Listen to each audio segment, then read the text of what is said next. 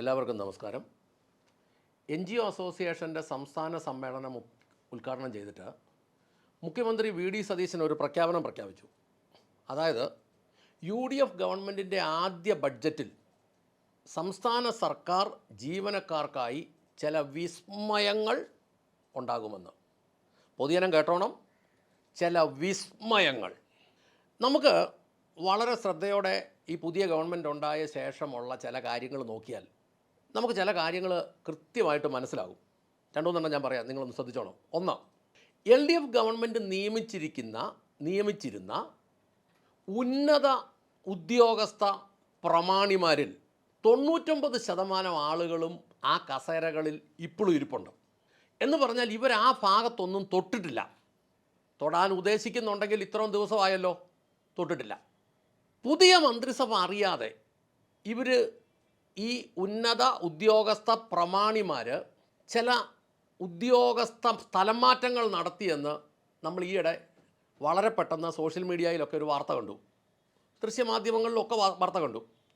ഈ UDFനകത്തുള്ള തന്നെ കുറച്ച് ആളുകൾ പറഞ്ഞു ഇത് ഞങ്ങൾ അറിയാതെയാണ് ചെയ്തത്. എന്നതാണെങ്കിലും ആ പ്രശ്നം അങ്ങോട്ട് പൊങ്ങി വരാതെ വളരെ പെട്ടെന്ന് അങ്ങ് അമുക്കി. വാർത്ത ഈ ദിവസങ്ങളിൽ വന്നിരുന്നു. നിലവിലുള്ള ഗവൺമെൻറ് അറിയാതെ ചില നിയമനങ്ങൾ, ചില സ്ഥലം മാറ്റങ്ങളൊക്കെ നടത്തിയെന്ന് നമ്മൾ നോക്കുമ്പോൾ LDFൻ്റെ നേതാക്കന്മാർക്കറിയാം അവരുടെ കയ്യിൽ നിന്ന് ഭരണം പോയി. കാരണം പണ്ടിരുന്നുകൊണ്ടിരുന്ന കസേര ഇപ്പോൾ ഇല്ലെന്ന് അവർക്കറിയാവുന്നതുകൊണ്ട് നേതാക്കന്മാർക്ക് മനസ്സിലായിട്ടുണ്ട് ഭരണം പോയെന്ന്. എങ്കിലും ഈ LDFൻ്റെ നേതാക്കന്മാരെല്ലാം പറയുന്നത് മുഖ്യമന്ത്രി പിണറായി വിജയൻ്റെ വീട്ടിൽ റെയ്ഡ് നടത്തുന്ന ആണല്ലോ. അവരുടെ പ്രവർത്തികൾ നമ്മൾ നോക്കുകയാണെങ്കിൽ, അതായത് LDFൻ്റെ അണികളുടെ പ്രവർത്തികൾ നോക്കുകയാണെങ്കിൽ ഇപ്പോഴും LDF ആണ് കേരളം ഭരിക്കുന്നതെന്നാണ് അവരുടെ ഒരു ധാരണ. തെളിവെന്താണെന്നറിയോ? ഈ EDയുടെ റെയ്ഡ് നടന്നപ്പോൾ ഉണ്ടായ സംഘർഷത്തിലെ പോലീസിൻ്റെ മൃദു സമീപനം കാണുമ്പം പൊതുജനത്തിന് മനസ്സിലാകും ഉദ്യോഗസ്ഥ വൃന്ദത്തിൽ മാറ്റമൊന്നും ഉണ്ടായിട്ടില്ല. ഇത് തന്നെയായിരുന്നു ആലപ്പുഴയിൽ യൂത്ത് കോൺഗ്രസ് നേതാക്കളുടെ തലയെല്ലാം തല്ലിപ്പൊട്ടിക്കുന്ന ഭീകരമായ മർദ്ദനം നടന്നപ്പോൾ അന്നും പോലീസ് സ്വീകരിച്ച സമീപനം ഇത് തന്നെയാണ്. കോടതി കേസെടുക്കണമെന്ന് പറഞ്ഞപ്പോഴും പോലീസ് സ്വീകരിച്ച സമീപനം ഇത് തന്നെയാണ്. വയനാട് വെറ്റിനറി കോളേജിലെ സിദ്ധാർത്ഥൻ എന്ന യുവാവിനെ പട്ടിണിക്കിട്ട് അതിക്രൂരമായി തല്ലിക്കൊന്നിട്ട് പ്രതികൾക്ക് സംരക്ഷണം കൊടുക്കുന്ന കാര്യത്തിൽ അന്നത്തെ ഉദ്യോഗസ്ഥന്മാർ കാണിച്ച സമീപനം ഇതൊക്കെ തന്നെയാണ്. അതായത് കഴിഞ്ഞ 10 കൊല്ലമായി ഉദ്യോഗസ്ഥന്മാർ കാണിക്കുന്ന അതേ സമീപനത്തിൻ്റെ തനി ആവർത്തനമാണ് ED ഉദ്യോഗസ്ഥന്മാരെ ആക്രമിക്കുന്ന കാര്യത്തിൽ LDF പ്രവർത്തകർ ചെന്നപ്പോൾ പോലീസ് സ്വീകരിച്ച നടപടി. പോലീസ് അനങ്ങുകയല്ലെന്ന് LDF പ്രവർത്തകർക്ക് വ്യക്തമായ ഉറപ്പുണ്ടായിരുന്നു. അതുകൊണ്ട് അവരഴിഞ്ഞാടിയത്. പേടിക്കേണ്ട, അഴിഞ്ഞാടിയാൽ കുഴപ്പമില്ല, പുതിയ ഗവൺമെൻറ് വന്നു, അടിയുടെ പെരുന്നാൾ തീരുമെന്നൊരു ധാരണയുണ്ടായിരുന്നേ അവരത് ചെയ്യുമായിരുന്നോ? അതിൻ്റെ അർത്ഥം ഞങ്ങൾ വെച്ചിരുന്ന മെക്കാനിസമാണ് ഇപ്പോഴും ഇവിടെ ഭരിക്കുന്നതെന്ന് LDFകാർക്കറിയാം. എന്ന് വെച്ചാൽ 3,60,00,000 ജനങ്ങളിൽ 16.33 എന്ന രാഷ്ട്രീയ ഉദ്യോഗ പെൻഷനേഴ്സാണ് അവരുടെ നോട്ടത്തിൽ കേരളം. എന്ന് പറഞ്ഞാൽ കേരള ഗവൺമെൻറ്റും അവരാണ്. ഈ 3,60,00,000 ജനങ്ങളിൽ 16,33,000 വരുന്ന സർക്കാർ ഉദ്യോഗസ്ഥന്മാരും സർക്കാർ പെൻഷൻകാരും ഗവൺമെൻറ്റിൽ നിന്ന് പണം വാങ്ങുന്ന രാഷ്ട്രീയക്കാരുമാണ് ഗവൺമെൻറ് എന്നും കേരളമെന്നും അവർ വ്യക്തമായി ധരിച്ചു വച്ചിരിക്കുന്നു. ഈ ദിവസങ്ങളിൽ സോഷ്യൽ മീഡിയയിൽ വന്ന വളരെ അർത്ഥവത്തായ ഒരു കമൻറ്റ്, അതെൻ്റെ ഹൃദയത്തിൽ ഒത്തിരി ഉടക്കി നിന്ന ഒരു കമൻറ്റാണ്.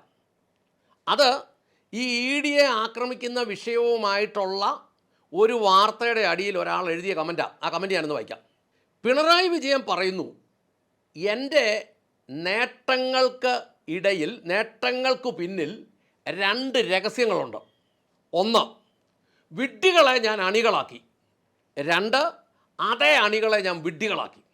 വിഡ്ഢികളെ ഞാൻ അണികളാക്കി, 2, അതേ അണികളെ ഞാൻ വിഡ്ഢികളാക്കി. എത്ര അർത്ഥവത്തായ കമൻറ്റാണ്. EDയെ ആക്രമിക്കാൻ പോയ വിഡ്ഢികൾ അനുഭവിക്കാൻ കിടക്കുന്നതേ ഉള്ളൂ. ഇപ്പോൾ ഒരുത്തൻ തൃണമൂൽ കോൺഗ്രസിൻ്റെ ഒരു നേതാവ് ബംഗാളിൽ നിന്ന് ഇതുപോലെ EDയെ ആക്രമിച്ചിട്ട് അവനെ കേന്ദ്രസേന ഇറങ്ങി പിടിച്ചോണ്ട് പോയിട്ട് ഇപ്പോൾ 810-11 ദിവസങ്ങൾ കഴിഞ്ഞു, ഇതുവരെ ജാമ്യമില്ല. ഈ CPM എന്ന് പറയുന്ന പാർട്ടിക്ക് ആകെ ഇപ്പോൾ ഉള്ളത്, അല്ലെങ്കിൽ അവരുടെ ആ LDFിനുള്ളത് 35 MLA-മാരാണ്.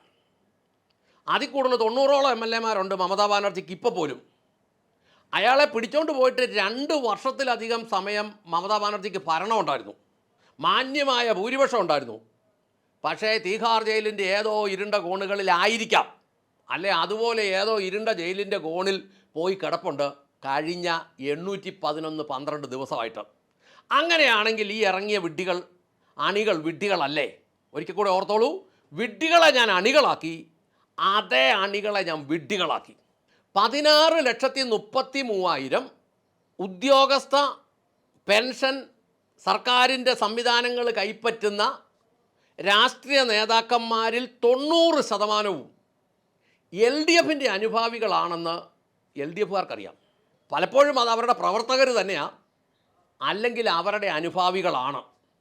3.43 കോടി ജനത്തിൻ്റെ വരുമാനമായ 1,82,00,000 രൂപയുടെ 92% അടിച്ചു മാറ്റുന്ന, അല്ലെങ്കിൽ കൊള്ളയടിക്കുന്ന ഈ 16.33 ലക്ഷം ജനമെന്ന സർക്കാരിൻ്റെ വരുമാനം കൈപ്പറ്റുന്ന ആളുകൾ, അവർക്ക് ആദ്യത്തെ ബഡ്ജറ്റിൽ വിസ്മയം ഉണ്ടാകുന്നു എന്നാണ് മുഖ്യമന്ത്രി പറഞ്ഞത്. എന്ന് പറഞ്ഞാൽ ഇവിടുത്തെ പൊതുജനത്തിൻ്റെ നടു തകർക്കുന്ന അടി വരാൻ പോകുന്നു എന്നതിനർത്ഥം. അതുകൊണ്ട് പൊതുജനം എന്ന 3.43 കോടി ആളുകൾ മനസ്സിലാക്കേണ്ട ചില കാര്യങ്ങളുണ്ട്. 1, ഈ പോക്കിൽ കേരളത്തിന് ഒരു മാറ്റവും ഉണ്ടാകുകയില്ല. 2, കേരളത്തിന് ഒരു പുരോഗതിയും വരികയില്ല. 3, വിദേശത്ത് അടിമപ്പണി ചെയ്യുന്ന നമ്മുടെ കുഞ്ഞുങ്ങൾ എന്ന് പറഞ്ഞാൽ അവിടെ തീട്ടം വരെ വാരുന്ന നമ്മുടെ കുഞ്ഞുങ്ങൾക്ക് അവിടെ കിടന്ന് നരകിക്കാനല്ലാതെ ഇവിടെ ഒരു ഭാവി ഉണ്ടാകുകയില്ല. അടുത്തത്, അഭ്യസ്ത വിദ്യരായ നമ്മുടെ ചെറുപ്പക്കാർ തെരുവുകളിൽ അലഞ്ഞു തിരിയും. അവർക്ക് ജോലി ഉണ്ടാവില്ല, അവർക്ക് വരുമാനം ഉണ്ടാകുകയില്ല. അടുത്തത്, നികുതികൾ കുറയുകയില്ല എന്ന് മാത്രമല്ല, ഇനിയും വർദ്ധിക്കും. ഈ പുള്ളി കയറിയപ്പോൾ പറഞ്ഞു ജനമറിയാതെ പിഴിഞ്ഞെടുക്കണം നികുതി. ജനമറിയാതെ. ഇനി ജനത്തിൻ്റെ ഇന്ന് നികുതി പിരിക്കാനില്ല, ജനത്തിൻ്റെ ചോരയേ ഉള്ളൂ. ജനമറിയാതെ അതും കൂടി അങ്ങ് ഊറ്റിയെടുക്കണം. അടുത്തത്, കുടിവെള്ളത്തിനും വായുവിനും വരെ നികുതി വരും. ഞങ്ങൾ ഇതിനു മുമ്പ് പറഞ്ഞിട്ടുണ്ട്, കിണറുകൾക്ക് നികുതി വരാനുള്ള ഒരു സംവിധാനം ഇവന്മാർ ഒപ്പിച്ച് വെച്ചിട്ടുണ്ട്, അത് വരും. ഭൂപരിഷ്കരണ നിയമം നടപ്പാക്കും. ഇതിനെക്കുറിച്ച് ഡീറ്റെയിൽ ആയിട്ട് ഞങ്ങൾ മുന്നേ വീഡിയോ ചെയ്തിട്ടുണ്ട്. എന്ന് പറഞ്ഞാൽ 16,33,000 കൊള്ളക്കാർ ഇനിയും തടിച്ചു വീർക്കും. പണക്കാർ ഇടത്തരക്കാരാകും, ഇടത്തരക്കാർ ദരിദ്രരാകും, ദരിദ്രർ അതിദരിദ്രരാകും. ദാരിദ്ര്യവും അക്രമവും പിടിച്ചുപറിയും മോഷണവും കൊലപാതകവും വ്യഭിചാരവും നാട്ടിൽ നടമാടും. ഇതിനൊന്നും ധൈര്യമില്ലാത്ത ആവറേജ് മലയാളികൾ ആത്മഹത്യ ചെയ്യും. ജീവിക്കാൻ വേണ്ടി സ്ത്രീകൾ വ്യഭിചാരത്തിനിറങ്ങും. കുഞ്ഞുങ്ങൾക്ക് ഒരു നേരത്തെ ഭക്ഷണം കൊടുക്കാൻ വേണ്ടി ഈ സ്ത്രീകൾ തെരുവിലിറങ്ങുന്ന സാഹചര്യം റഷ്യയിലും ഒക്കെ നമ്മൾ കണ്ടതാണ്. പുടിൻ തടിച്ചങ്ങ് വീർത്തു സാമ്പത്തികമായി. കൊറിയൻ പ്രസിഡന്റ്, ഉത്തര കൊറിയൻ പ്രസിഡന്റ് കിം അങ്ങ് വീർത്തു. മൂർഖം പാമ്പിൻ്റെ വിഷമിട്ട് വാറ്റുന്ന ഏറ്റവും വില കൂടിയ വിസ്കികൾ കുടിച്ചു തീർത്തു.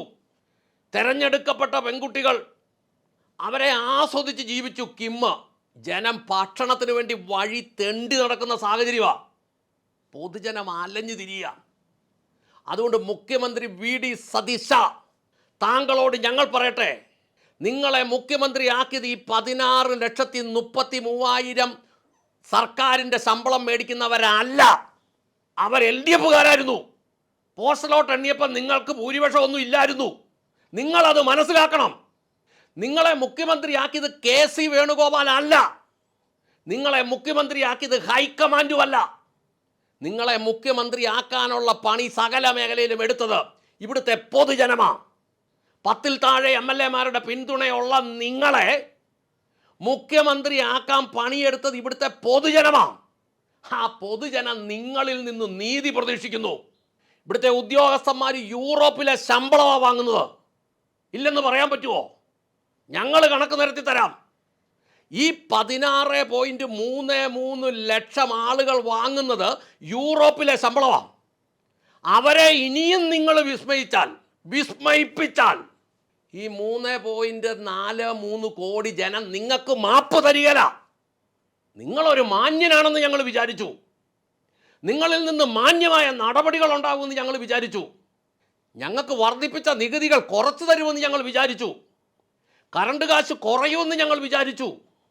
ബിൽഡിംഗ് പെർമിറ്റ് ഫീസ് കുറയുമെന്ന് ഞങ്ങൾ വിചാരിച്ചു. വസ്തുവിൻ്റെ കരം കുറയുമെന്ന് ഞങ്ങൾ വിചാരിച്ചു. വീടിൻ്റെ നികുതി കുറയുമെന്ന് ഞങ്ങൾ വിചാരിച്ചു. ഞങ്ങളുടെ കാര്യങ്ങൾക്ക് അലഞ്ഞു നടക്കാതെ ദിവസങ്ങൾക്കുള്ളിൽ 6-7 ദിവസം കൊണ്ട് ഞങ്ങൾക്ക് ആവശ്യമായ പ്രവർത്തനങ്ങൾക്കുള്ള ലൈസൻസുകളും പേപ്പറുകളും ലഭിക്കുമെന്ന് ഞങ്ങൾ വിചാരിച്ചു. നിങ്ങൾക്ക് അതിനുള്ള വിദ്യാഭ്യാസവും വിവരവും ഉണ്ടെന്ന് ഞങ്ങൾ കണ്ടു. അതിനുവേണ്ടി ഞങ്ങൾ പണിയെടുത്തു. എന്നിട്ടും നിങ്ങൾ ഈ 16,33,000 പേരെ വിസ്മയിപ്പിക്കാനാണ് പോകുന്നതെങ്കിൽ നിങ്ങളെ കള്ളനെന്നല്ല മലയാളി വിളിക്കാൻ പോകുന്നത്. കള്ളന് കഞ്ഞി വെച്ചവനെന്ന് വിളിക്കും. ചിരിച്ചോണ്ട് കഴുത്തിറക്കുന്നവനെന്ന് വിളിക്കും. കണ്ണിറുക്കി കാണിച്ച ആൾക്കാരെ കാലേവാരി തറയിലടിക്കുന്ന പ്യൂക്കി മുഖ്യമന്ത്രി എന്ന് വിളിക്കും. പിണറായി വിജയനാണ് കേരള ജനത്തെ ഏറ്റവും കൂടുതൽ വെറുപ്പിച്ച മുഖ്യമന്ത്രി. ചിരിച്ചോണ്ട് ഇത് കൂട്ട് നടപടികളിലേക്ക് പോയാൽ നിങ്ങൾ അതിലും വലിയ ദുഷ്ടനായിരുന്നു എന്ന് കേരള ജനം പറയും. അതുകൊണ്ട് പൊതുജനം എന്ന രീതിയിൽ ഞങ്ങൾ പറയട്ടെ, പുതിയ ബഡ്ജറ്റിൻ്റെ പണിപ്പുരയിൽ ഇരിക്കുമ്പോൾ ആ 16,33,000 പേരെ വിസ്മയിപ്പിക്കണ്ട. ബാക്കി 3,43,00,000 ജനത്തിന് വിസ്മയമൊന്നും വേണ്ട. അവരുടെ അത്യാവശ്യ കാര്യങ്ങൾക്കുള്ള നടപടികൾ എടുക്കണം.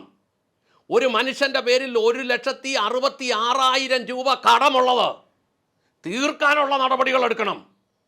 ഞങ്ങളുടെ കുഞ്ഞുങ്ങൾക്ക് ഈ നാട്ടിൽ, ഞങ്ങളുടെ മക്കൾക്ക് ഈ നാട്ടിൽ ജീവിക്കാനുള്ള നടപടികൾ ഉണ്ടാവണം. വിദേശത്ത് അലഞ്ഞു നടക്കുന്ന നമ്മുടെ ചെറുപ്പക്കാർ ഇവിടെ വന്ന് ജീവിക്കാനുള്ള സാഹചര്യം ഉണ്ടാക്കണം. അങ്ങനെ ഉണ്ടാക്കണമെങ്കിൽ നിങ്ങൾ ഈ 16,33,000 ആളുകളെ വിസ്മയിപ്പിക്കരുത്. അതിൻ്റെ പേരിൽ ബാക്കി 3,43,00,000 ജനത്തിൻ്റെ നടുവൊടിക്കരുത് എന്ന് നിങ്ങളെ ഓർമ്മിപ്പിച്ചുകൊണ്ടും ജനത്തിന് അനുകൂലമായ ഒരു നടപടികൾ എടുക്കാനും ബഡ്ജറ്റ് ഉണ്ടാക്കാനും അവതരിപ്പിക്കാനും അത് നടപ്പി വരുത്താനും നിങ്ങൾ തയ്യാറാകണമെന്ന് ഓർമ്മിപ്പിച്ചുകൊണ്ടും നിർത്തട്ടെ. നന്ദി, നമസ്കാരം.